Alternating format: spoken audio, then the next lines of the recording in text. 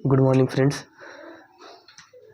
आज हम सब रसायन विज्ञान क्लास 12th का चैप्टर 1 विलेन सॉल्यूशंस के बारे में डिस्कस करेंगे। ठीक दोस्तों, तो देखते हैं कि सबसे पहले कि विलेन होता क्या है, विलेन को किस प्रकार परिभाषित किया जाएगा, विलेन के संगठन क्या क्या होते हैं, विलेन किस प्रकार बनते हैं, विलेन को बनाने के लिए कौन कौन से पदार्थ आवश्यक होते हैं, विलेन की क्या आवश्यकताएं हैं हमारे दैनिक जीवन में, विलेन के कुछ नियम के बारे में पढ़ेंगे कि किस वैज्ञानिक ने, किस रसायन शास्त्री ने, किस केमिस्ट्रिस्ट ने कौन कौन से रूल दिए थे, विलेन कितने प्रकार के होते हैं, इन सभी के बारे में हम इसमें डिस्कस करेंगे। चलिए देखते हैं चैप्टर 1 में। सबसे पहला है कि विलेन क्या है। माइंड में यही आएगा कि सबसे पहले विलेन है क्या। तो देखिए विलेन क्या होते हैं। विलेन जो होते हैं दो या दो से अधिक समांगी पदार्थों का मिश्रण होता है। कैसा मिश्रण होता है? दो या दो से अधिक समांगी पदार्थों के मिश्रण होते हैं। समांगी पदार्थ क्या होते हैं, समांगी मिश्रण क्या होता है? सबसे बड़ी बातें यही होती है, मैंने आपको बताया भी है कि जो मिश्रण होते हैं वो दो प्रकार के होते हैं। आप सब पुराने कक्षाओं में पढ़े होंगे कि जो मिश्रण होता है इसको दो मेन रूपों में डिवाइड किया गया है। दो मुख्यतः भाग में विलेन को डिवाइड किया गया है, जिसमें से पहला भाग जो होता है वो होता है समांगी और दूसरा क्या होता है, विषमांगी। कौन सा? विषमांगी। समांगी विषमांगी होते क्या है?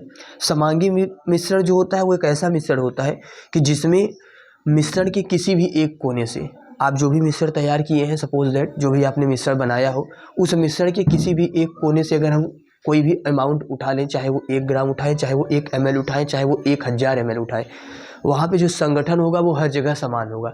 जैसे हम आपको समझा रहे हैं कि जैसे मान लीजिए मैंने चीनी और पानी का मिश्रण जो है वो तैयार किया, चीनी और पानी का मिश्रण क्या किया, तैयार किया।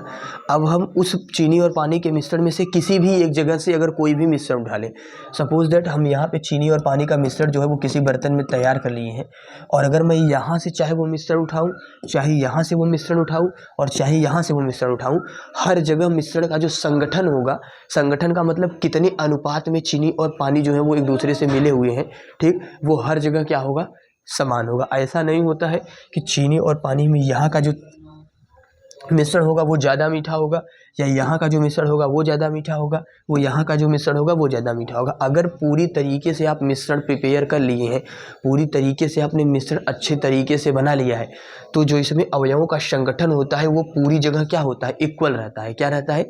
इक्वल रहता है। तो समांगी मिश्रण क्या होते हैं? ऐसे मिश्रण होते हैं जिसमें अवयवों का संगठन जो होता है उस मिश्रण में हर जगह क्या होता है, समान होता है। ठीक, और इसको और समझने के लिए ये समझ सकते हैं कि समांगी मिश्रण को क्या किया जाता है, हम सब पुनः नहीं प्राप्त किए जा सकते हैं। जैसे समांगी मिश्रण को बनाने के लिए आपने जो भी सब्सटेंस, जो भी पदार्थ यूज किए हैं, जो भी पदार्थ प्रयोग किए हैं, उन सभी पदार्थों को पुनः पाना जो है वो संभव नहीं होता है। लेकिन विषमांगी में क्या होता है, विषमांगी के लिए आप रेत ले लीजिए और पानी ले लीजिए, ठीक, इसके मिश्रण को आप क्या बोल सकते हैं, विषमांगी बोल सकते हैं। क्यों विषमांगी बोल सकते हैं? क्यों? क्योंकि यहाँ पे रेत और पानी को बाद में हम अलग कर सकते हैं। ठीक, किस किस विधि से छान कर अलग कर सकते हैं, फिल्टर करके अलग कर सकते हैं, बाकी बहुत सारी विधियाँ भी हैं। ठीक, तो अभी हम सब देखते हैं विलेन। तो हमने आपको बताया समांगी मिश्रण होते क्या है। तो विलेन क्या होता है, दो या दो से अधिक समांगी मिश्रणों को, पदार्थ, समांगी जो पदार्थ होते हैं उनके मिश्रण को ही क्या बोला जाता है, विलेन होता है। यानी आपको एक बात तो यहाँ पे ये समझ में आई होगी कि प्रत्येक मिश्रण जो होता है वो क्या होता है, विलेन होता है। जितने भी मिश्रण बनेंगे, और वो भी कैसे मिश्रण होने चाहिए, समांगी मिश्रण होने चाहिए। ठीक, कैसे मिश्रण होने चाहिए, समांगी मिश्रण होने चाहिए। यानी आप बताएंगे कि जितने विलेन आपके बन रहे हैं, जितने भी विलेन बनेंगे, कोई भी विलेन हो, ठीक, कोई भी विलेन आप बना रहे हो, चाहे वो जल और केरोसिन हो, ठीक, चाहे वो जल व केरोसिन के अलावा चाहे वो कोई सॉल का मिश्रण हो, चाहे वो गैसियस मिश्रण हो, चाहे वो ठोस और द्रव का मिश्रण हो, चाहे वो ठोस व गैस का मिश्रण हो, ठीक, अगर वो विलेयन आप बना रहे हैं तो उस विलेयन को हम क्या बोल सकते हैं, मिश्रण बोल सकते हैं। यानी आप ये एक लाइन समझ गए होंगे कि प्रत्येक जो विलेयन होता है वो क्या होता है, मिश्रण होता है। प्रत्येक विलेयन क्या होते हैं, मिश्रण होते हैं। लेकिन प्रत्येक मिश्रण जो है वो विलेयन हो ऐसा संभव नहीं है। क्यों? क्योंकि मैंने आपको बताया कि वही मिश्रण विलेयन होंगे जिसमें कौन से पदार्थ यूज किए जाए, समांगी पदार्थ यूज किए जाए, या समांगी मिश्रण हो उसी को क्या बोलते हैं, विलेयन बोलते हैं। यहाँ तक बातें समझ में आई। इसके उदाहरण देख सकते हैं। जैसे हमने बताया था कि जल में चीनी डालकर अगर पात्र को अच्छे तरीके से आप हिलाकर उसको मिक्स करके रख दें, तो उसमें जो चीनी और पानी होंगे वो इस तरीके से विकसित हो जाते हैं, इस तरीके से घुल जाते हैं, इस तरीके से आपस में मिक्स हो जाते हैं, ठीक, जिनको हम पुनः प्राप्त करना हमारे लिए संभव नहीं है। उसके लिए हम किसी न किसी किसी भी विधि से हम उसमें से चीनी और पानी के पार्टिकल्स को अलग अलग नहीं कर सकते हैं। तो ये कौन सा मिश्रण बन जाता है, समांगी मिश्रण। और जहाँ कहीं भी आपको समांगी मिश्रण बनता दिखेगा वो क्या बन जाएगा, तुरंत विलयन बन जाएगा। यहाँ तक बातें समझ में आई। आगे और देखते हैं। वायु में भी बहुत सारे गैसेस होते हैं, आपको पता होगा। हमारे यहाँ जो एटमॉस्फेयर है, हमारी जो पर्यावरण है, ठीक, हमारी जो यहाँ पे पर्यावरणीय जो गैसेस है, इसमें बहुत सारे गैसेस मिली है। नाइट्रोजन है, ऑक्सीजन है, फ्लोरीन है, क्लोरीन है, आर्गन है, हीलियम है। ऐसी बहुत सारी गैसों का मिश्रण है हमारे यहाँ का एयर, ठीक। इसमें कुछ ऐसी गैसें हैं जो हमारे ह्यूमन लाइफ के लिए, मानव जाति के लिए क्या है, उचित भी है, और कुछ ऐसे गैसेस भी है जो मानव जाति के लिए उचित नहीं है, जो मानव जाति के लिए हानिकारक भी है, ठीक, हार्मफुल गैसेस भी है, ठीक। तो इन सभी गैसों का भी एक मिश्रण है। और यहाँ पे जितने भी गैसों का मिश्रण है वो क्या है, समान है।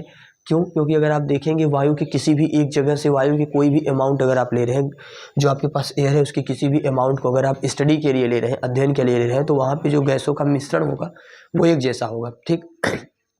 जो गैसों का मिश्रण होगा वो कैसा होगा, एक जैसा होगा। इसके बाद देखते हैं कि हमारे यहाँ जो विलयन होते हैं, मैंने या आपने पढ़ा भी होगा, या आप कभी भी अगर बनाते भी होंगे विलयन, घरों में शरबत बनाते होंगे, ठीक। तो शरबत में आप देखते होंगे कि किसी चीज़ के अमाउंट को ज़्यादा यूज किया जाता है और किसी चीज़ के अमाउंट को कम यूज किया जाता है, ठीक।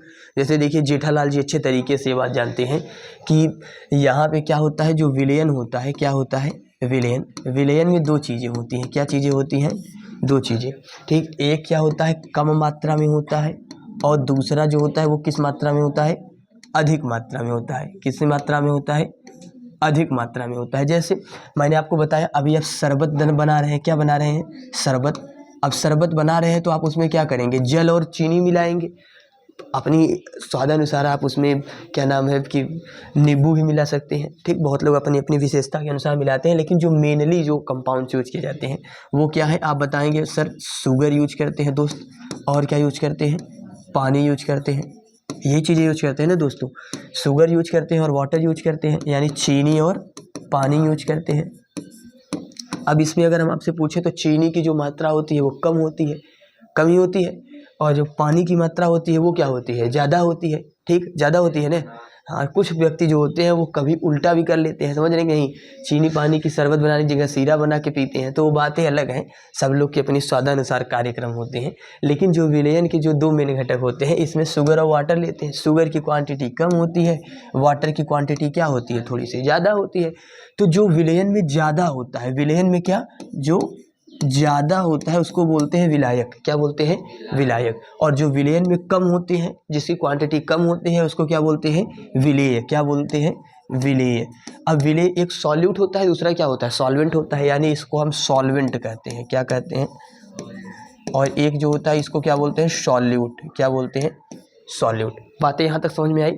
सॉल्यूट सॉल्वेंट क्या होता है, अर्थात विलयन का वह घटक, क्या, विलयन का वह घटक जो विलीन होता है। विलीन होने का मतलब, विलीन होने का मतलब देखिए मेरी बात समझिएगा कि जब पानी है तो पानी में घुलता कौन है, चीनी। पानी में घुलता कौन है, नमक।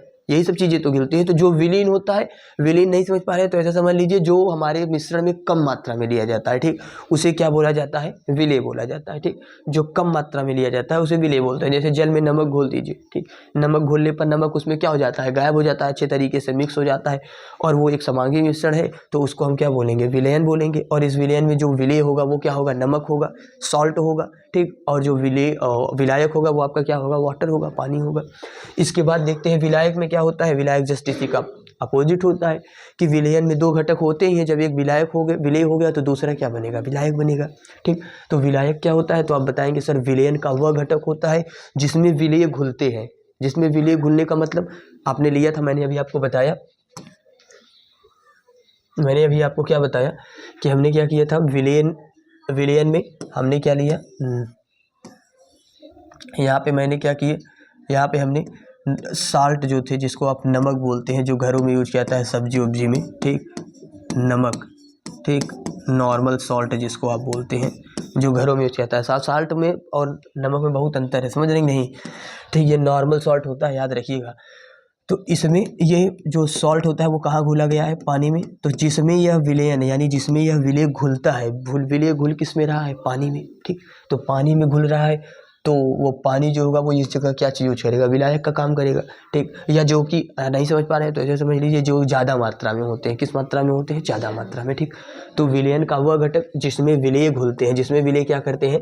घुलते हैं, अर्थात वह घटक जो अधिक मात्रा में, मैंने आपको बताया ना, जो किस मात्रा में हो? अधिक मात्रा में। किस मात्रा में हो? अधिक मात्रा में। ठीक, जो अधिक मात्रा में होते हैं उसको क्या बोलते हैं? विलायक। क्या बोलते हैं? विलायक। जैसे मैंने आपने एग्जांपल लिया, जल में नमक घोलने पर जो जल होता है वो सबसे ज़्यादा मात्रा में होता है। किस मात्रा में होता है? ज़्यादा मात्रा में।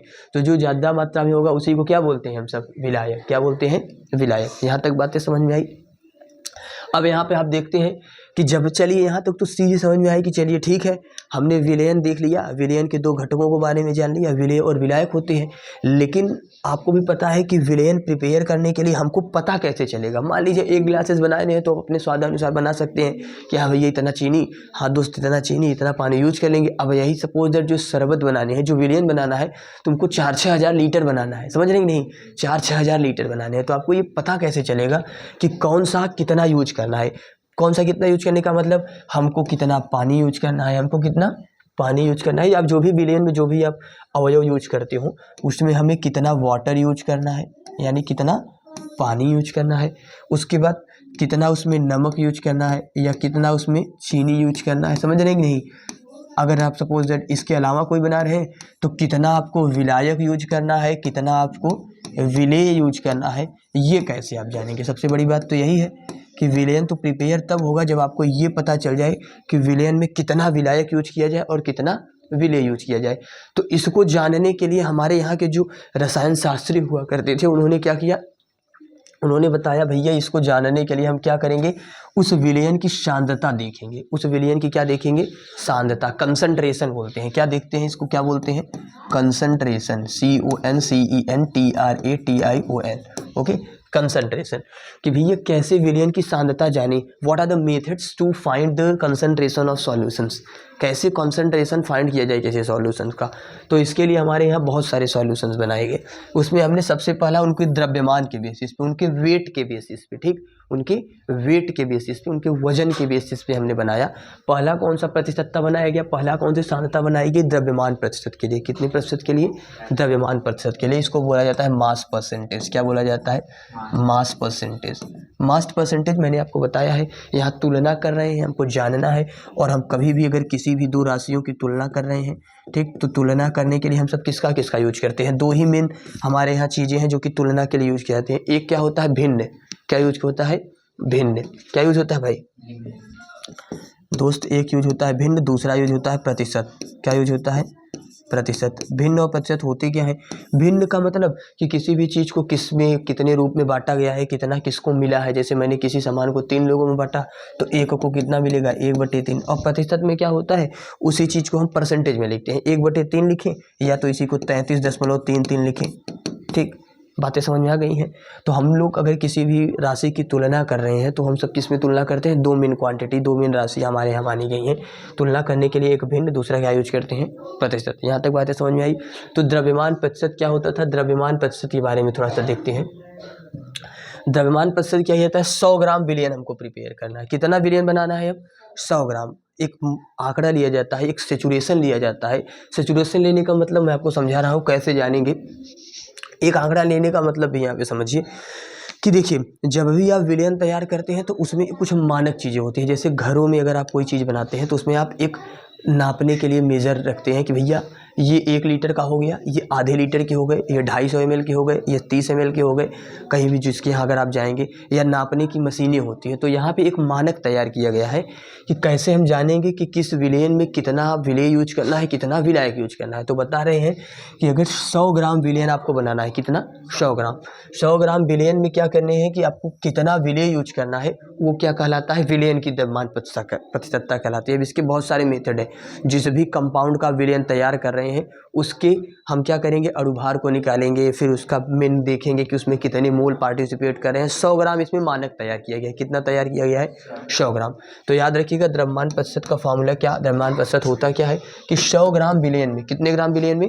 100 ग्राम विलयन में उपस्थित जो विलेय पदार्थ की मात्रा होती है, विलेय पदार्थ की मात्रा, उसी को उस विलयन की क्या बोला जाता है? द्रव्यमान प्रतिशतता बोला जाता है। क्या बोला जाता है? द्रव्यमान प्रतिशतता बोला जाता है। अर्थात अर्थात बातों को समझिए। यहाँ पे ये कहना क्या चाहते हैं, यहाँ पे ये कहना चाहते हैं कि विलेयन हमारे पास बना हुआ है। क्या बनता है? विलेयन। विलेयन कितना बनाना है हमको? 100 ग्राम का विलेयन है। कितने ग्राम का? 100 ग्राम का, 100 ग्राम का। इस विलेयन में हमारा विलेय कितना है? क्या विलेय कितना है?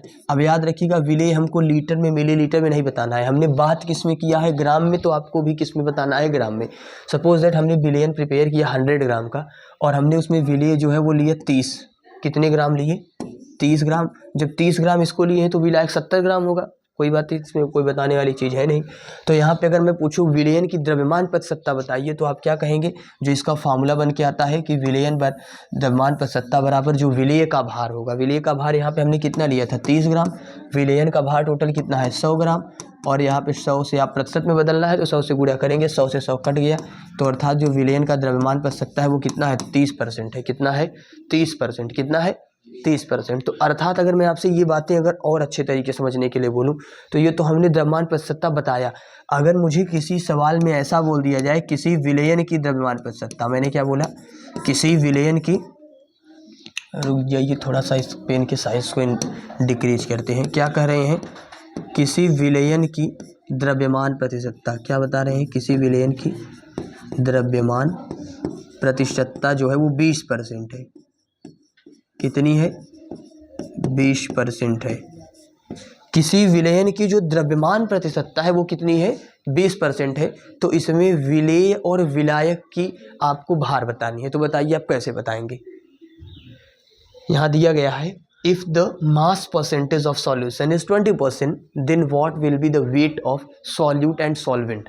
तो क्या सॉल्यूट और सॉल्वेंट का क्या वेटेज होगा? क्या इसकी द्रव्यमान होगी? आप कैसे बताएंगे?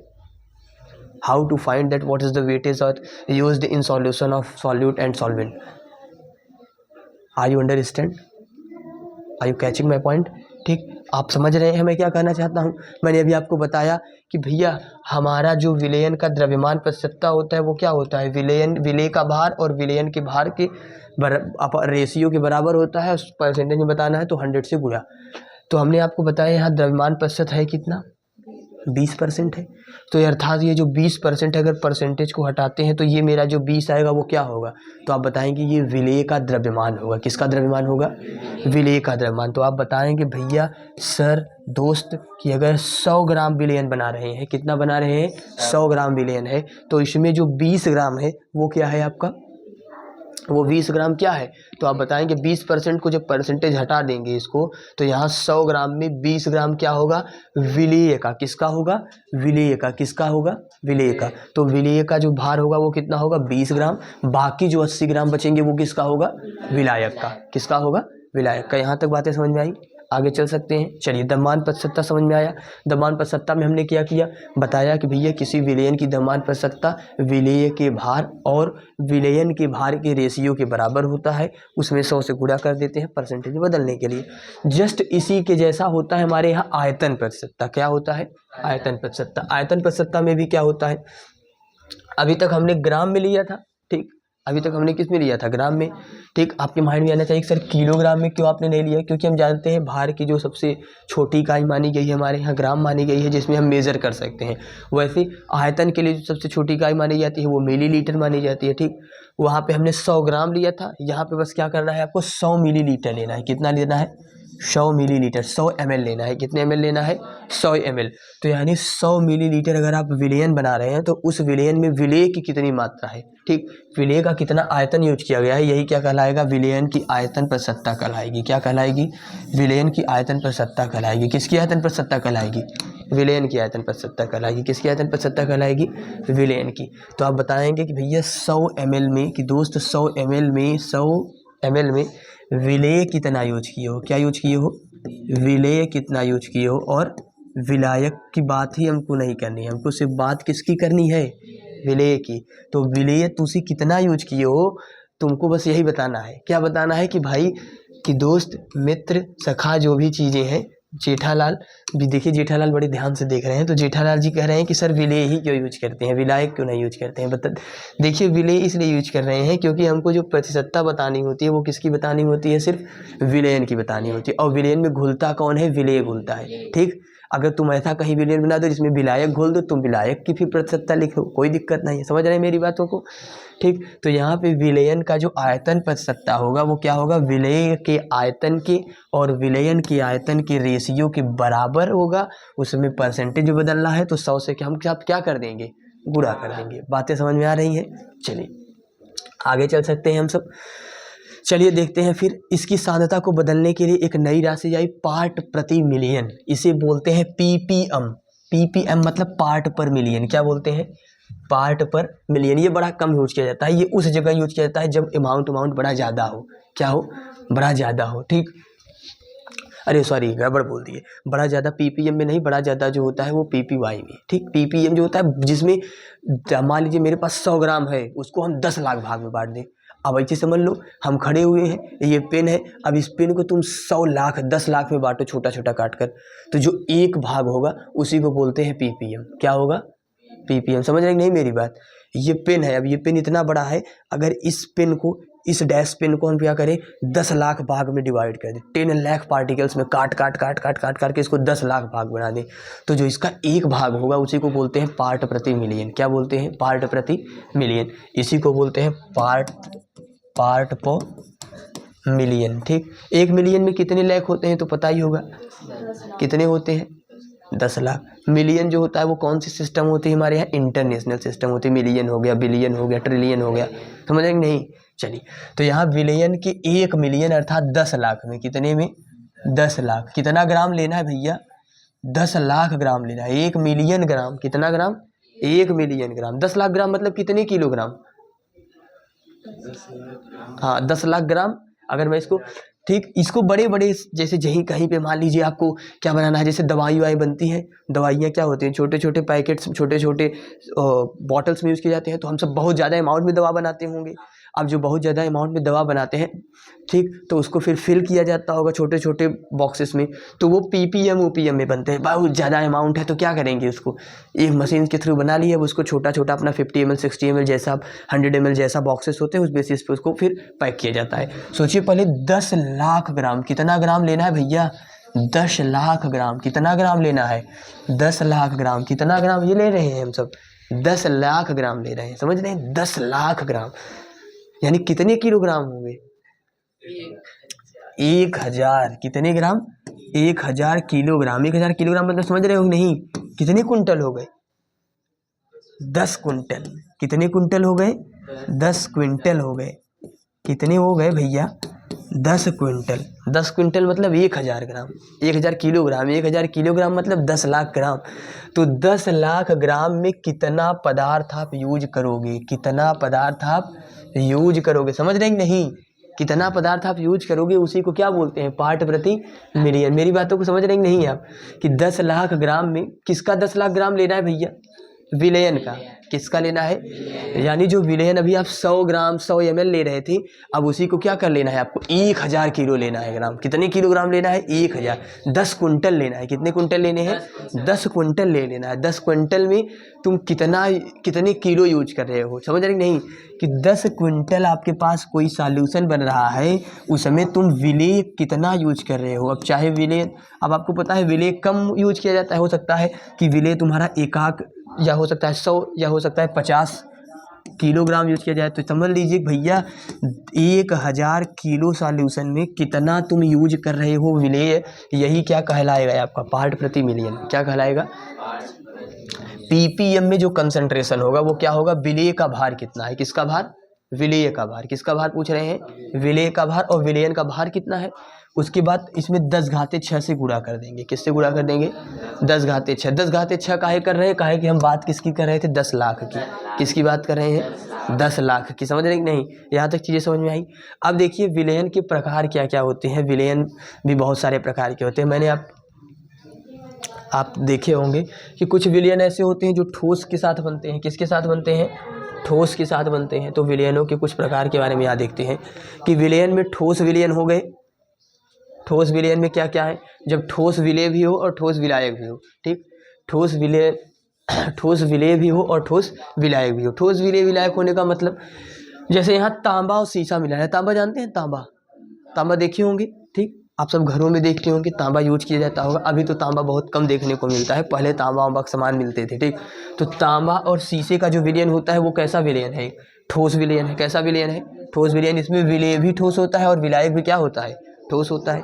एग्जाम्पल में ये लिख सकते हैं, द्रव और ठोस के एग्जाम्पल अगर आप देखेंगे, पारा, पारा मतलब समझ रहे हैं, Hg क्या होता है? Hg क्या बच्चा? Hg को पारा बोला जाता है। मरकरी जिसको आप बोलते हो, मरकरी का अगर सोडियम के साथ अमलगम कर दिया जाए, क्या कर दिया जाए? अमलगम। क्या बनाया जाए? अमलगम। क्या बनाया जाए भैया? पेस्ट बनाया जाए। अमलगम, पेस्ट, पेस्ट समझ रहे हो? अमलगम बना दिया जाए पारे का सोडियम के साथ। किसके साथ बना रहे हैं भैया? सोडियम के साथ बना रहे हैं। पारा वारा देखिए हो कि नहीं? थर्मामीटर देखते हो? थर्मामीटर, उसी थर्मामीटर में पारा रखा होता है, वो जो चढ़ता उतरता है, समझ रहे कि नहीं? हाँ, हम लोग का भी कभी कभी गांव में भी पारा होता है, समझ रहे हो कि नहीं? सभी के पास अपना अपना पारा होता है। देखो कहते नहीं ज्यादा मत बोलना, हमारा पारा चढ़ गया तो वहां लागम मारेगी, समझ रहे हो कि नहीं? तो ये पारा ये भी होता है, एक पारा जो ह्यूमंस के पास होता है, समझ रहे हो, जो कभी घटता बढ़ता रहता है, ठीक। हाँ, वो पारा अलग होता है। हाँ, तो ये पारा एक और होता है। कौन सा पारा होता है? जिसमें क्या किया जाता है, लोगों की पारा चढ़ जाती है, समझ रहे हो कि नहीं? इतनी चढ़ जाती है, जैसे देखो ये है हमारे एक जेठालाल सर जी, देखिए दिखा रहे हैं यहाँ पे, देखो इसमें पारा नहीं है, समझ रहे हैं कि नहीं? इसमें पारा नहीं है, ठीक। ये इसमें पारा है ही नहीं है, लो इसको रखो, ठीक। ये जाएगा क्या? जल्दी इसको भी लगता है, ठीक है। तो पारा के बारे में हम सब यहाँ डिस्कस करते हैं, पारा होता क्या है, ठीक। मैंने आपको बताया पारे को हम क्या बोलते हैं? मरकरी भी बोला जाता है, इसी को मरकरी कहते हैं। क्या कहते हैं भैया? मरकरी कहते हैं। क्या कहते हैं? मरकरी। मरकरी को HC से दिखाया जाता है। जब मरकरी जो है जब सोडियम के साथ अमलगम बनाती है, क्या बनाती है? सोडियम के साथ क्या बनाती है बच्चा? अमलगम बनाती है। क्या बनाती है? अमलगम। तो इसी को क्या बोला जाता है? ये द्रव और ठोस का क्या हो गया? एक विलयन है, ठीक। जिसमें द्रव में मात्र, द्रव में कौन होता है? विलेय होते हैं। क्या होते हैं? विलेय होते हैं। और विलायक किस फॉर्म में होता है? ठोस के फॉर्म में। किस फॉर्म में होता है? ठोस के फॉर्म में। इसके बाद देखते हैं पैलेडियम में अधिशोषित हाइड्रोजन, ये एक टाइप से उत्प्रेरक के रूप में भी काम करता है, समझ रहे हैं कि नहीं? जो तीसरा यहाँ पे बताया गया है कि गैस और ठोस के लिए, किसके लिए भाई? गैस और ठोस के लिए। किसके लिए? गैस और ठोस के लिए। यहाँ गैस और ठोस में क्या यूज कर रहे हैं? पैलेडियम। क्या यूज कर रहे हैं भैया? पैलेडियम। पैलेडियम जानते हो? पैलेडियम को पीडी से दिखाते हैं। किससे दिखाते हैं भैया? पीडी से। किससे दिखाते हैं? पीडी। पीडी को बोलते हैं पैलेडियम। क्या बोलते हैं? पैलेडियम। क्या बोलते हैं भैया? पैलेडियम बोलते हैं। क्या बोलते हैं? पैलेडियम। तो पैलेडियम में अगर अधिशोषित हाइड्रोजन आ जाए, क्या आ जाए? अधिशोषित। अधिशोषित मतलब आधा क्या कर लिया जाए? उसको एब्जॉर्ब कर लिया जाए। और हाइड्रोजन को तो आप जानते ही हैं, H2 होता है, ठीक। और ये कैसे यूज किया जाता है? PD प्लस H2, ठीक। PD प्लस H2 अगर आपको कहीं दिख रहा है, ये उत्प्रेरक के जैसा भी काम करते हैं, ठीक। तो याद रखिएगा कि ठोस और गैस और ठोस में हम सब पढ़ रहे थे कि पैलेडियम में क्या आ जाए? अधिशोषित हाइड्रोजन आ जाए। क्या आ जाए? अधिशोषित हाइड्रोजन। अब दूसरा द्रव विलयन के बारे में। अच्छा, यहाँ पे द्रव विलयन ठोस विलयन का मतलब समझ आए कि नहीं? यहाँ ठोस विलयन द्रव विलयन कहने का इनका मतलब ये है कि भैया जो विलेय हो वो कैसा हो? वो आपका कुछ भी हो सकता है, लेकिन ठोस विलयन अगर आप प्रिपेयर कर रहे हैं तो जो विलायक हो उसमें कैसा विलायक यूज किया जाए? ठोस यूज किया जाए, ठीक। विलायक ठोस यूज करने का मतलब विलायक जो सबसे ज्यादा मात्रा में यूज किया जाता है वो ठोस हो। दूसरा एग्जाम्पल जो है वो द्रव विलयन है। द्रव विलयन में जो विलायक होगा वो किस मात्रा में होगा? द्रव के मात्रा में होगा, द्रव अवस्था में होगा। किस अवस्था में होगा? द्रव अवस्था में होगा। अच्छा, द्रव अवस्था में जैसे आपने देखा जल में घुला ग्लूकोज कह रहे हैं, पहला एग्जाम्पल ये क्या बता रहे हैं? जल में घुला ग्लूकोज। क्या बता रहे हैं भैया? जल में घुला ग्लूकोज। ग्लूकोज क्या होता है तो आप बताएंगे C6H12O6 इसका फार्मूला होता है। क्या होता है? इसका फार्मूला होता है। जब इसको जल में घोला जाता है, कहाँ घोल रहे हैं? जल में, वाटर में, ठीक। जब इसको वाटर में घोला जाता है तो जो यहाँ पे वाटर होता है वो द्रव होता है और यही क्या है? विलायक है, ठीक। और जो आपका यहाँ पे ग्लूकोज होगा ये कम मात्रा में यूज किया जाता है। किस मात्रा में यूज किया जाता है? कम मात्रा में। कम मात्रा में यूज किया जाता है, वो भी ये ठोस अवस्था में होता है। किस अवस्था में होता है? ठोस अवस्था में, ठीक। तो ठोस और द्रव का एक ये हो गया। उसके बाद हम क्या देखते हैं? उसके बाद देखते हैं द्रव और द्रव का मिश्रण। द्रव और द्रव के मिश्रण में जल में हम एल्कोहल मिला दें। एल्कोहल समझ रहे हो नहीं? गांव में एल्कोहल अगर कहीं पे कह दीजिए तो उनके माइंड में सिर्फ एक ही बात आती है, भैया बस 65 वाली चल रही है, देसी। समझ रहे नहीं? उस देसी की बात नहीं है। ग्लूकोज जो होता है, एल्कोहल जो होता है, सिर्फ उसी में नहीं होता है। एल्कोहल जो आप स्प्रे यूज करते हैं, जितने महकने वाले पदार्थ होते हैं सब में एल्कोहल यूज होता है। जरूरी नहीं कि एक ही एल्कोहल हो, बहुत सारे एल्कोहल के टाइप्स होते हैं, ठीक। ठीक है, चलिए देखते हैं। इसमें दोनों द्रव यूज किए गए हैं। एक गैस हो, यानी इसमें जो आपका विलेय हो वो गैस हो और विलायक जो है वो द्रव हो, तो वायु बता रहे हैं। कौन सा बता रहे हैं? वायु। वायु मतलब एयर, एयर समझ रहे हैं, एयर में जो ऑक्सीजन घुलती है, एयर में क्या घुलती है, ऑक्सीजन। ठीक, यहाँ तक बात समझ में आई। चलिए हम सब गैस विलयन में भी कुछ एग्जांपल्स देखते हैं। गैस विलयन का मतलब जब हमारे पास जो विलायक है, हमारे पास क्या हो, जो विलायक है वो किस क्या हो, गैस हो। विलायक क्या हो हमारा, गैस हो। और जो विलेय है वो ठोस, द्रव, गैस तीनों हो, तीनों के एग्जाम्पल। अगर विलेय ठोस हो, विलायक गैस हो, तो एग्जाम्पल आता है आयोडीन का वायु में विलयन। किसका, आयोडीन। आयोडीन मतलब समझ रहे हैं, आई, वायु तो समझ रहे हैं, वायु तो वैसे भी बहुत सारे गैसों का मिश्रण है, तो आयोडीन का वायु में मिश्रण। द्रव और गैस, यानी जब मेरा विलेय जो है वो द्रव हो, विलेय क्या हो, द्रव हो, और जो विलायक जो है वो गैस हो। ठीक, तो वायु में जलवाष्प, वायु में क्या बना रहे हैं, जलवाष्प। जलवाष्प मतलब समझ रहे हैं, जब वाटर को गर्म करते हैं, ठीक, तो जो भाप बनता है उसी को। गैस जब दोनों हो तब यहाँ पे वायु क्या हो, वायु। क्यों, क्योंकि आपको पता है वायु वैसे भी कई प्रकार की गैसों का मिश्रण है, कई प्रकार की गैसों का क्या है, ये मिश्रण है। बातें समझ में आई मेरी, हम आगे चल सकते हैं। यहाँ पे एक नई टॉपिक आती है भैया, संतृप्त विलयन क्या होती है। दोस्त संतृप्त विलयन, नाम से ही पता चल रहा है कि हमको इतना बढ़िया कर दीजिए कि हम तृप्त हो जाए। संतृप्त, इसको बोलते हैं सेचुरेटेड। क्या बोलते हैं, सेचुरेटेड सॉल्यूशन। हाँ, सेचुरेटेड सॉल्यूशंस क्या होते हैं, सेचुरेटेड, संतृप्त। गांव में एक वर्ड यूज किया जाता है जो बुढ़े अधिकतर यूज करते हैं, जो वृद्ध लोग होते हैं वो कहते हैं कि बस बेटवा तुम्हारा शादी की गई, बस हम अपने जीवन से तृप्त हो गए। समझ रहे हैं कि नहीं, अधिकतर दादी दादा लोग यूज किए रहते हैं कि भैया कैसे हो गए कि हाय यही बचाया, हाय हमारे यही एक लड़किया भाई, कैसे हो कि यही शादी हो जाते तो हम तृप्त हो जाए, हम जिंदगी जी लिया, भगवान हमके बस हम उठा लेते हैं तब। समझ रहे हैं कि नहीं, तो तृप्त वो बोलते हैं, क्या बोलते हैं, तृप्त। बस इसके बाद मतलब इनकी शादी हो जाए, बस उनको कुछ इच्छा नहीं है। समझ रहे हैं कि नहीं, सिर्फ कहने वाली बातें होती है, ऐसा होता नहीं। जब शादी हो जाती है तो कहते हैं बस इनका लड़कियां हो जाती, देख ले बड़ा नगद रहा है। जब लड़के हो जाते हैं तो बस वह बर्बाद हो जाते, वह शादी हो जाती, वह देख ले तब। समझ रहे हैं कि नहीं, धीरे धीरे जो उनकी तृप्तता होती है वो असंतृप्तता में बदलने लगती है। ठीक, तो संतृप्त क्या होते हैं याद रखिएगा, मैंने आपको बताया तृप्त का एग्जाम्पल, जब इच्छाएं खत्म हो जाए, बस लास्ट इच्छा हो, ऐसा होता नहीं है लेकिन। तो ऐसे ही जब हमारे विलयन में विलय घोलते रहते हैं, विलय घोलते रहते हैं, विलय घोलते रहते हैं, घोलते रहते हैं। समझिए विलय घोलने का मतलब मैं आपको समझा रहा हूँ। सिंपली ये चीजें क्या होती हैं, सिंपली चीजें ये कहने का मतलब है कि भैया हम लोग विलयन प्रिपेयर किए, दोस्त हमने क्या प्रिपेयर किया, विलयन। चलिए हम बार बार चीनी और पानी इसलिए ले रहे हैं क्योंकि ये हम सभी जानते हैं। ठीक, उसके अलावा अगर हम तुमसे कह दें ग्लूकोज और एल्कोहल लेंगे तो कहोगे कि यार ये पता नहीं कहाँ से बता रहे हैं, इसमें तो हम देखे ही नहीं है। तो हम यहाँ पे सिर्फ फिर से शरबत ही लेते हैं। ठीक, किसी को कोई दिक्कत तो नहीं है। बात ये नहीं कि शरबत हमको पीने की इच्छा है, बस ये है कि एग्जाम्पल जल्दी में इसी को ले रहे हैं क्योंकि सब जानते हैं इसको। एक जल इसमें यूज किया जाता है, दूसरा क्या यूज किया जाता है, देखो जल और पानी लिख रहे हैं, समझ रहे हैं, जल और चीनी होता है। ठीक है, जल और चीनी। चलिए हम थोड़ा सा शरबत के बारे में देखते हैं। ठीक, पहले शरबत बनाते थे, अब शरबत पढ़ा रहे हैं, समझ रहे हैं। चलिए शरबत के बारे में थोड़ा सा देखते हैं। ठीक, इसमें क्या क्या होता है, एक जल होता है, दूसरा होता है चीनी। क्या होता है, चीनी, वाटर और शुगर। आप बताते हैं चीनी होता है कम मात्रा में, तो जल आप लिए हैं उसमें चीनी मिलाते जाइए, पहले 100 ग्राम, फिर 50 ग्राम, फिर 50 ग्राम, फिर 50 ग्राम।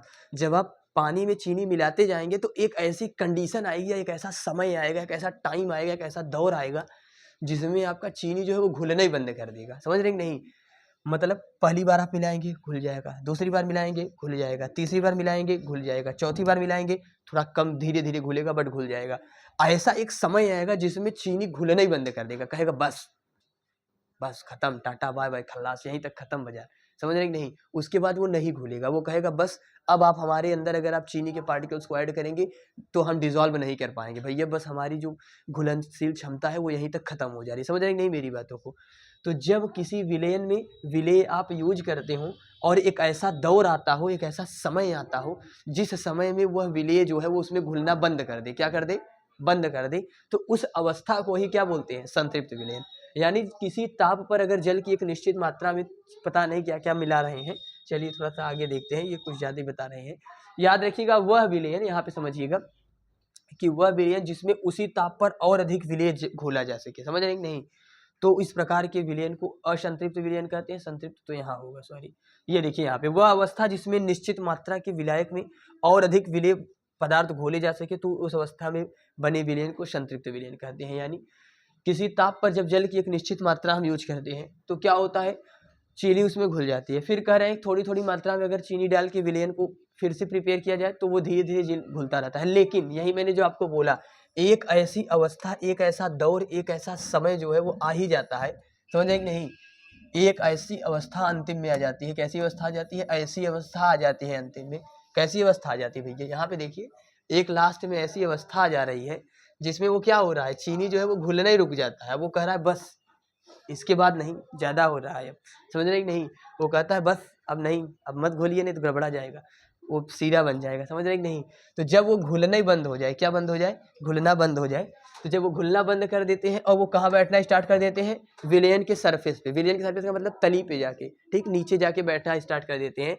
तो इस अवस्था में जो विलयन बनता है, क्या बनता है, जो विलयन बनता है वो क्या बनता है, असंतृप्त विलयन बनता है। कैसा विलयन बनता है भाई, असंतृप्त विलयन बनता है। कैसा विलयन बन रहा है, देखिए यहाँ पे बन रहा है संतृप्त विलयन बन रहा है। कैसा विलयन बन रहा है, संतृप्त विलयन बन रहा है। कैसा विलयन बन रहा है, संतृप्त विलयन बन रहा है। समझ रहे नहीं मेरी बातों को। चलिए अब अगर ठीक आगे असंतृप्त विलयन में आप समझ रहे हैं, जहां से संतृप्तता खत्म हो जाए वहीं असंतृप्तता है, ठीक, कोई दिक्कत नहीं है। अब थोड़ा सा हम सब चलते हैं परासरण के बारे में। किसके बारे में चलते हैं, परासरण के बारे में। परासरण क्या होता है, याद रखिए, विलायक के अणुओं का, जो विलायक होते हैं, विलायक मतलब समझ रहे हैं ना, जिसकी सांद्रता कम हो, जिसकी सांद्रता क्या हो, कम। देखिए मैं यहाँ विलायक बोलूं और चाहे इसको क्या बोलूं, ये पता नहीं कहाँ कहाँ से जा रहा है भाई। देखिए मैं इसको विलायक बोलूं, क्या बोलूं भाई, इसको विलायक बोलूं और या कम सांद्रता बोलूं इसकी, ठीक। अगर मैं एक कम सांद्रता वाले पदार्थ को एक अधिक सांद्रता वाले पदार्थ के पास लाऊं और उसमें अर्धपारगम्य झिल्ली लगा दूं, तो जो विलायक के अणु होते हैं, यानी जो कम सांद्रता के अणु होते हैं, वो अर्धपारगम्य झिल्ली से होकर शुद्ध विलायक से कहाँ चले जाने लगते हैं, विलयन की ओर, ठीक, विलयन की ओर। कहाँ प्रवाह करने लगते हैं, विलयन की ओर। यानी जब विलायक के अणुओं का कम सांद्रता से या विलयन के अणुओं का कम सांद्रता से वो कहाँ जाने लगे, अधिक सांद्रता की ओर। कहाँ जाने लगे भैया, अधिक सांद्रता की ओर। यानी कम सांद्रता से अधिक सांद्रता की ओर जो प्रवाह होता है वही क्या कहा जाता है, परासरण कहा जाता है। क्या कहा जाता है, परासरण। इसको बोलते हैं ऑस्मोसिस। क्या बोलते हैं भैया, ऑस्मोसिस। क्या बोलते हैं, ऑस्मोसिस। ऑस्मोसिस क्या होता है, जब पदार्थ का ठीक लो कंसंट्रेशन से, यानी कम आपका सांद्रता से अधिक सांद्रता की ओर हमारा प्रवाह होने लगे तो वो क्या होने लगेगा, परासरण, ठीक। याद रखिएगा। अब अर्धपारगम्य झिल्ली क्या होती है, ये भी बता दीजिए। अर्धपारगम्य झिल्ली ही वही होती है जिसमें कम सांद्रता से अधिक सांद्रता की ओर मूव करते हैं, ठीक ठीक। चलिए इसको अच्छे से और समझते हैं थोड़ा सा। हमने क्या देखा कि विलायक के अणुओं का, किसके अणुओं का, विलायक के अणुओं का अर्धपारगम्य झिल्ली से होकर कहाँ जाना, विलयन की ओर। कहाँ जाना, विलयन की ओर। भैया हमारे पास सपोज दैट, ये मान लीजिए हमने यहाँ पे कोई विलयन लिया है, चलो क्यों नहीं चल रहे हो, आप चल सकते हैं, ये तो ले ही नहीं रहा है। चलिए देखते हैं, हाईलाइट कर देते हैं, रुक जाओ, अच्छा इसको हम ही कर लेते हैं। ये देखिए यहाँ तक चीजें समझिए। चल भाई क्यों नहीं चल रहा है, कट कर दिया जाए इसको, ले यार तुम तो चलिए। अच्छा यहाँ पे लेंस के जैसे, चलिए इसको देखते हैं, चीजें जो नहीं समझ में आ रही हैं। देखिए यहाँ पे एक बात बता रहे हैं, अरे कट ही नहीं रहा है भाई ये, चलिए कट गया, खत्म तो हुआ। चलिए देखते हैं। मैंने आपको बताया कि विलायक के अणुओं का अर्धपारगम्य झिल्ली से होकर शुद्ध विलायक से विलयन की ओर क्या कहलाता है, प्रवाह, परासरण। मेरे पास एक विलयन है, ठीक ठीक। इसमें मैंने क्या किया, एक तरफ यहाँ पे बीच में अर्धपारगम्य झिल्ली यूज कर दिया। क्या यूज कर दिया, एक में शुद्ध विलयन भरा है, एक में विलायक के अणु है। तो जो विलायक के अणु है अर्धपारगम्य झिल्ली से अगर विलयन की ओर जा रहे हैं, कहाँ जा रहे हैं, विलयन की ओर, तो इस तरफ से इस तरफ जो प्रवाह होगा वही क्या कहलाएगा, परासरण। क्या कहलाएगा, परासरण, ऑस्मोसिस। कोई बात नहीं, दिक्कत समझ में आई। चलिए अब थोड़ा सा देखते हैं इसमें पारगम्य झिल्ली, अर्धपारगम्य झिल्ली क्या होती है। वे झिल्लियां, वे मेम्ब्रेन, ठीक, अर्धपारगम्य झिल्ली को क्या बोलते हैं, सेमी परमिएबल मेम्ब्रेन बोलते हैं। क्या बोलते हैं, सेमी परमिएबल मेम्ब्रेन। कौन सा मेम्ब्रेन बोला जाता है, semi permeable membrane. Semi permeable membrane क्या होते हैं, सेमी परमिएबल मेम्ब्रेन, वे झिल्लियां जिनमें से केवल विलायक के अणुओं का ही प्रवाह होता है, विलेय उलेय का नहीं होता है, सिर्फ विलायक का होगा। क्यों विलायक का होगा? क्योंकि विलायक की सांद्रता कम होगी, हमने बताया कम सांद्रता से अधिक सांद्रता की हो जाते हैं। ठीक, तो विलायक के अणुओं का ही क्या होता है? प्रभाव होता है, अर्थात इनमें से केवल विलायक के अणु ही आर पार निकल जाते हैं। समझ रहे हैं? मतलब उसमें अगर आप विलेय और विलायक दोनों यूज किए हैं, एक जगह रखे हैं, तो उसमें सिर्फ विलायक जाएंगे, विलेय नहीं जाएगा। और ये प्रवाह नहीं होता है, इसीलिए किसका प्रवाह नहीं होता है? विलेय पदार्थ का प्रवाह नहीं होगा, सिर्फ विलायक का पदार्थ प्रवाह होगा। यानी जिसकी सांद्रता कम होगी, सिर्फ वही एक जगह से दूसरे स्थान पर या एक प्लेस से झिल्ली के इस पार से इस पार होके जाएंगे, कहाँ? विलयन में जाएंगे। ठीक, तो इस झिल्ली को क्या बोलेंगे? अर्धपारगम्य झिल्ली बोलेंगे। इसके एग्जाम्पल मैंने आपको बताया है, आप जानते भी होंगे, पढ़े भी होंगे इससे पिछले क्लासेस में कि क्या होता है। इसमें किसमिस यूज कर लीजिए, क्या यूज कर लीजिए? किसमिस यूज कर लीजिए। क्या यूज कर लीजिए भाई? किसमिस। क्या यूज कर लीजिए? किसमिस में सेमी परमिएबल मेम्ब्रेन होती है। ठीक, उसके बाद जैसे आप देखते होंगे किसमिस होता है, ऐसे सूखे होते हैं, उसको पानी में डाल दीजिए और उसमें ना तो आपने छेद किया है, ना तो उसमें आप बुलडोजर चलाओ, ना तो उसमें आप खेती किए हो, कुछ नहीं किए हो, सिंपली पानी में डाल दिए, आधे घंटे बाद देख रहे हो उसमें पानी भर गई है, पता नहीं कहाँ से आ गया, कभी आपने देखा? कुछ कभी नहीं देखा। तो आप बताएंगे सर उसमें पानी क्यों भर गया? क्योंकि पानी विलायक होता है, पानी की सांद्रता कम होती है, तो उसमें क्या होता है? वो अर्धपारगम्य, उसमें अर्धपारगम्य झिल्ली होती है। क्या होती है? अर्धपारगम्य झिल्ली। अर्धपारगम्य झिल्ली हो सकती है। हाँ, क्या बता रहे हैं आप? अच्छा, नहीं नहीं नहीं नहीं, वो नहीं है। ठीक, वो नहीं है। क्यों? क्योंकि उसमें प्लेसेस होते हैं। ठीक, उसमें स्थानें बनी होती हैं। उसमें क्या होते हैं? उसमें प्लेसेस होते हैं, कभी भी आप देखिए उसमें बने होते हैं, उसमें कंपाउंड से बीच में गैप होता है, इसमें गैप नहीं होता है। ठीक, इसमें अगर गैप होता, मैं आपको बता रहा हूँ क्यों कह रहा हूँ इसमें गैप नहीं है। अगर इसमें चलिए अच्छा गैप भी अगर होता, मैं आपको ये भी बता दे रहा हूँ, ये ठोस नहीं हो, ये भले ठोस होते हैं लेकिन ये कैसे स्ट्रक्चर शो करते हैं? ये सूखे रहते हैं, तो इसमें पानी आते कहाँ से है? ठीक, क्या कर रहे हैं देखिएगा, तो किशमिश को जब आप रखते हैं किसी बर्तन में, तो वहाँ पे आप देखते हैं कुछ समय बाद किशमिश फूल जाता है। ठीक, फूल जाता मतलब उसके अंदर पानी जो होती है वो आ जाती है। वो कहाँ से आती है? सेमी परमिएबल मेम्ब्रेन की वजह से आती है। ठीक, बातें समझ में आई? सेमी परमिएबल मेम्ब्रेन होता क्या है ये भी समझ में आया। इसके बाद देखते हैं परासरण दाब क्या होता है। परासरण दाब कुछ नहीं होता है, एक लाइन में अगर परासरण दाब समझना चाहे तो आप समझेंगे कि परासरण की जो क्रिया है, जो परासरण का प्रोसेस है, इसको रोकना है हमको बस कैसे भी करके। परासरण सपोज दैट यहाँ से ये सेमी परमिएबल प्लास्टिक है, यहाँ से जो विलायक के अणु हैं वो इस तरफ आ रहे हैं विलेन की ओर। अब हम क्या कर दें, कैसे भी करके इस जो परासरण हो रहा है, जो अणु यहाँ से यहाँ आ रहे हैं, इसको रोक ले। कदे नहीं, बस खत्म, इसके बाद नहीं जाना है तुमको। तो यही जो रोकने की क्रिया होगी, रोकने के लिए जो दाब यूज करोगे, जो अतिरिक्त दाब आप बनाते हो, उसी को क्या बोलते हैं? परासरण दाब। इसको बोला जाता है ऑस्मोटिक प्रेशर। क्या बोला जाता है? Osmotic pressure. क्या बोला जाता है भाई? ऑस्मोटिक प्रेशर बोला जाता है। क्या बोला जाता है? Osmotic pressure. Osmotic pressure. ठीक, अर्धपारगम्य झिल्ली द्वारा जो विलायक से पृथक किए गए विलयन, ये पता नहीं क्या है, यानी सिंपली आप समझिए परासरण की क्रिया को रोकने के लिए परासरण दाब बनाया जाता है। ठीक, अब याद रखिएगा परासरण दाब जो होता है वो एक अणुसंख्य गुणधर्म है।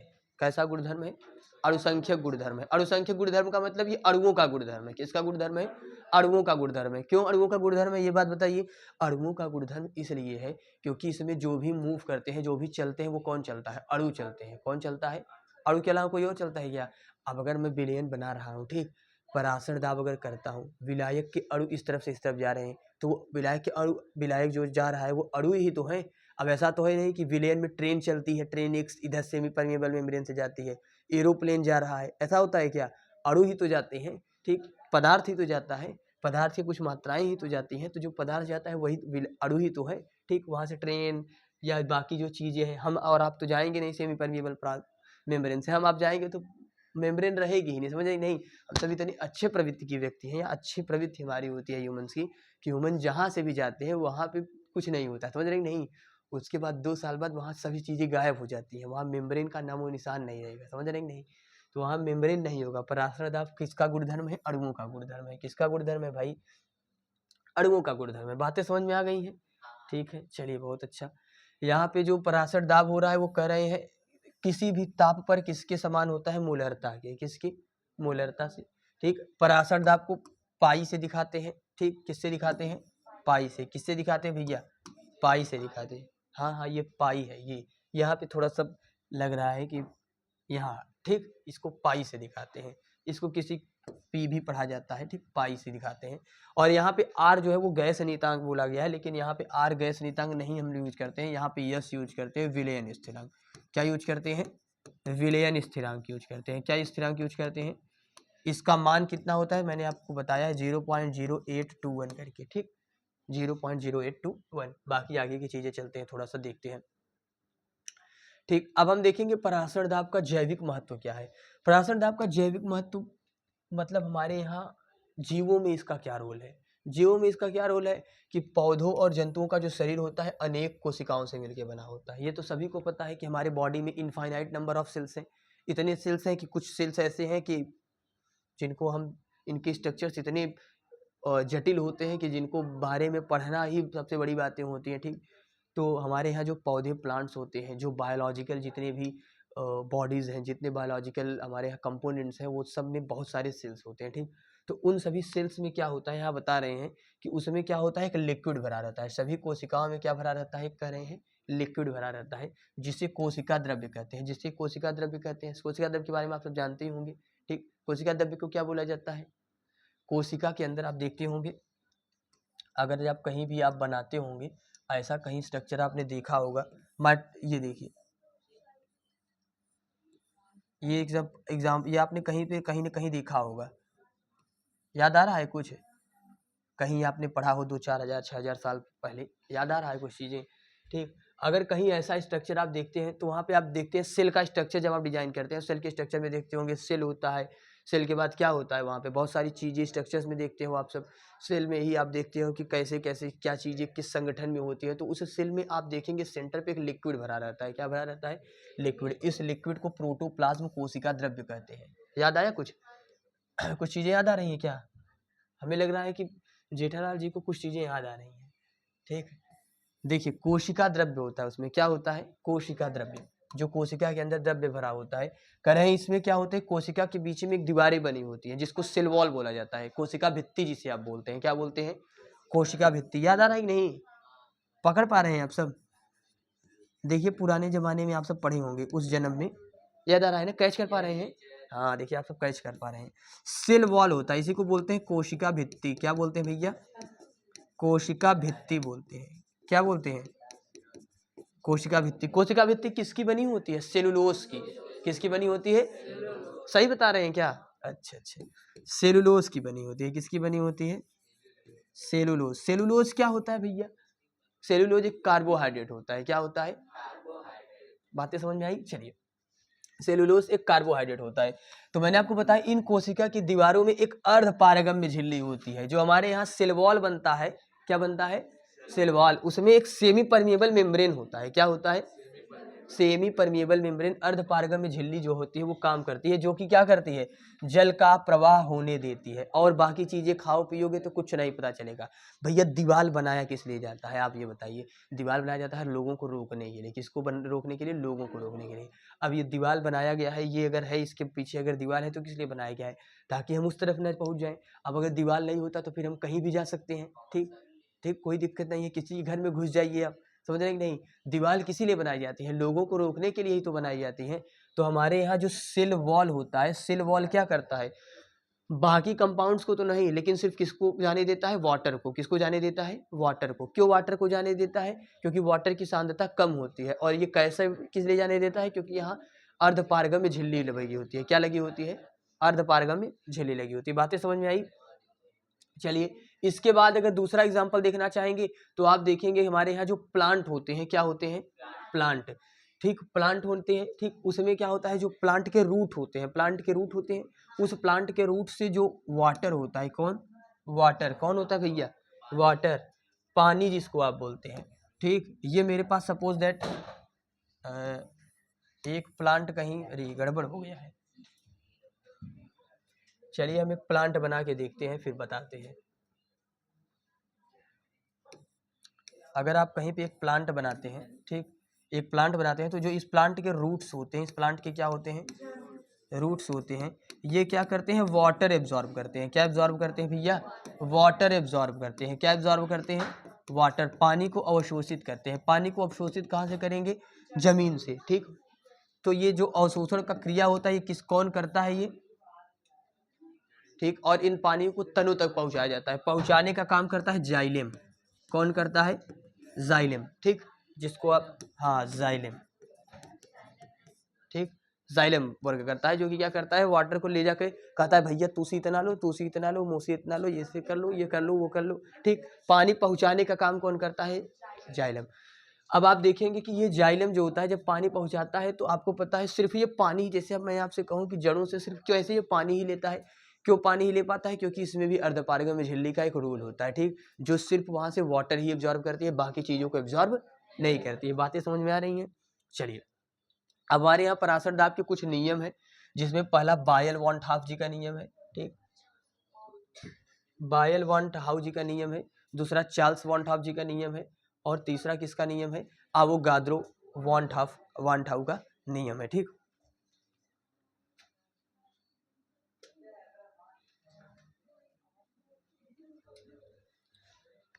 तो पहला देखते हैं बायल वॉन हाफ जी का नियम देखते हैं। इसमें बायल वॉन हाफ जी का नियम क्या कर रहा है? इस नियम के अनुसार अगर स्थिर ताप पर किसी तनु विलयन की जो सांद्रता होती है, किसकी सांद्रता होती है?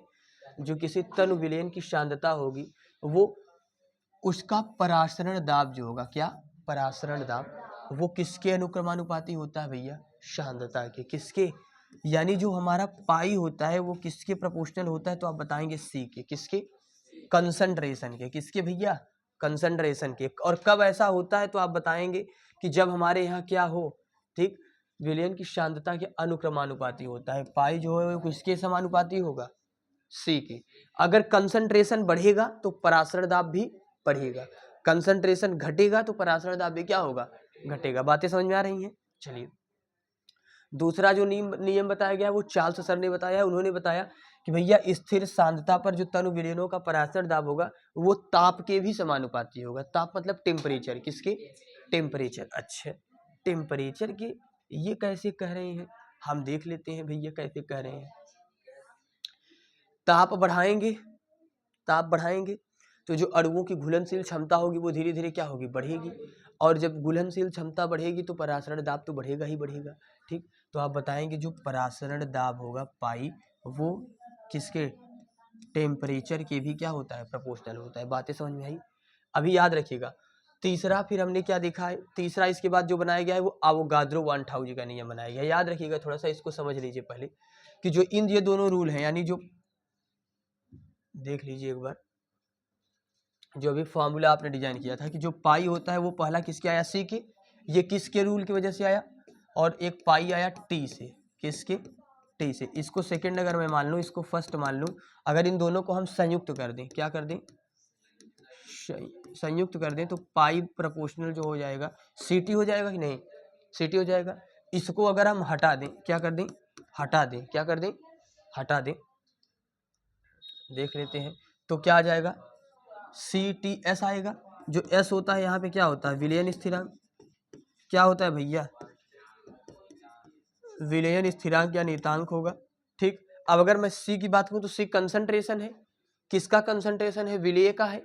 तो जब इस कंसंट्रेशन को हम मोलों के रूप में व्यक्त करेंगे तो क्या व्यक्त करेंगे? एन बटे वी टी एस। ये वी यहाँ जाएगा तो आप बताएंगे पाई वी बराबर एन एस टी। क्या आएगा? पाई वी बराबर एन एस टी। अगर हम इसको गैसों के समीकरण से तुलना करें तो आप बताएंगे वहां पे होता है पी वी बराबर एन आर टी। क्या होता है? सेम सेम टू वही चीजें हैं। पाई परासरण दाब, यहाँ पी दाब, वी आयतन, यहाँ पे भी वी आयतन, एन मोलों की संख्या, यहाँ पे भी एन मोलों की संख्या, एस जो है विलयन स्थिरांक, यहाँ आर जो है वो गैस नियतांक, यहाँ टी जो है ताप, यहाँ पे टी भी जो है ताप। बातें समझ में आई? दोनों में क्या आपको दिक्कत है? क्या समझ में आया? आप चीजें ये समझ रहे हैं? ठीक, कोई दिक्कत नहीं है। आप समझ गए कि पाई वी बराबर N S T, P V बराबर एन आर टी में कोई दिक्कत नहीं है। बस ये विलयनों के लिए बनाया गया है और ये गैसों के लिए बनाया गया है। बातें समझ में आ रही हैं? चलिए आगे चलते हैं। दूसरा तीसरा जो रूल बनाया गया वो आवोगाद्रो सर का बनाया गया। किसका बनाया गया? आवोगाद्रो। नाम क्या है इनका भैया? आवोगाद्रो। नाम से ही पता चल रहा है कि इतने महान व्यक्ति हैं। ठीक, हाँ आओ फिर, हाँ हाँ आओ गजब से, ठीक कह रहे हो। कहाँ तुम जा रहे हो? आओ इधर। ठीक, आवोगाद्रो। आवोगाद्रो सर ने क्या बताया कि अगर दो विलयनों के ठीक। अगर मेरे पास दो तनु विलयन है, कितने विलयन है? तनु विलयन। याद रखिएगा तनु विलयन सांद्र विलयन क्या होते हैं, मैंने लगता है नहीं बताया है। तनु विलयन जो है वो सांद्र विलयन क्या होते हैं? तनु विलयन सांद्र विलयन मतलब ऐसे विलयन जो पतले हों, पतले मतलब ठीक, जिसमें गाढ़ापन कम हो, जैसे थोड़ा सा पानी ले, मतलब ज्यादा पानी ले लो, चीनी कम मिला दो, तो ये क्या हो गए? तनु विलयन होगा, पतला विलयन। सांद्र विलयन क्या होगा? जिसमें एकदम गाढ़ा हो, ठीक, जो गाढ़ापन हो। सांद्रता का मतलब गाढ़ापन, ठीक, गाढ़ापन जिसमें ज्यादा हो, यानी 1 लीटर पानी लो, उसी में 1 लीटर चीनी डाल के सीरा बना दो, तो वो हो जाएगा सांद्र विलयन। क्या बन जाएगा? सांद्र विलयन। सांद्र विलयन मतलब जो इसमें जो गाढ़ा थोड़ा हो, ज्यादा गाढ़ा हो, उसे सांद्र बोलेंगे। तनु विलयन जो पतले विलयन होते हैं, ठीक। बहुत अच्छा, यहाँ तक बातें समझ में आई। अब हमने यहाँ तक डिस्कस किया कि भैया जो अवोगाद्रो हाउजी का नियम था, उन्होंने क्या बताया कि अगर दो तनु विलयन हमारे पास है और उनके परासरण दाब समान है, क्या समान है भैया? परासरण दाब, ऑस्मोटिक प्रेशर जो है वो समान है, इक्वल है, तो कह रहे हैं उनके समान आयतन में उनका V की वैल्यू क्या कर दूं मैं? सेम कर दूं। अच्छा, कहना क्या चाहते हैं भाई? होता है ना, अरे कहना क्या चाहते हो, तो देखो यहाँ पे कहना क्या चाहते हैं, ये कहना ये चाहते हैं कि कह रहे हैं यदि दो तनु विलयनों के ताप वो परासरण दाब समान है, क्या कह रहे हैं भैया? कह रहे हैं T1 और T2 दोनों बराबर हैं, कोई दिक्कत है? दूसरा क्या कह रहे हैं? पाई दो विलयनों के ताप व परासरण दाब समान है, और कह रहे हैं तो विलयन के समान आयतन में विलय के मोलों की संख्या भी समान हो। ये कह रहे हैं पाई 1 और पाई 2 भी क्या है? बराबर है, ठीक। क्या कह रहे हैं? ये सब दिया है, क्या क्या दिया है आप समझिएगा। कह रहे हैं कि मान लीजिए आपके पास अगर कहीं दिया गया है कि T1 और T2 बराबर है, टेम्परेचर बराबर है, परासरण दाब भी बराबर है, ठीक है। कह रहे हैं समान आयतन, यानी V1 और V2 भी जो है वो समान है, ठीक, अर्थात V ही है। तो कह रहे हैं, बता रहे हैं कि भैया जो विलयन में मूलों, विलय की मूलों की संख्या होगी वो भी कह रहे हैं समान है। चलिए हम सब देख लेते हैं ये सही कर रहे हैं गलत कर रहे हैं कि बस ऐसे हवा में बातें कर रहे हैं। हमने पढ़ा है, क्या पढ़ा है तो आप बताएंगे। हमने समीकरण ये पढ़ा है पाई V बराबर NST, ठीक, बातें समझ में आ रही हैं। तो आप बताएंगे यहाँ पे समान क्या है, तो आप बताएंगे मेरा वॉल्यूम और परासरण दाब समान है, तो आप कहेंगे पाई 1 V1 जो है वो पाई 2 V2 के बराबर है, कोई दिक्कत नहीं है। तो आप कहेंगे पाई 1 की वैल्यू क्या हो गई? N1ST। अरे यार ये तो मिटने से रहा।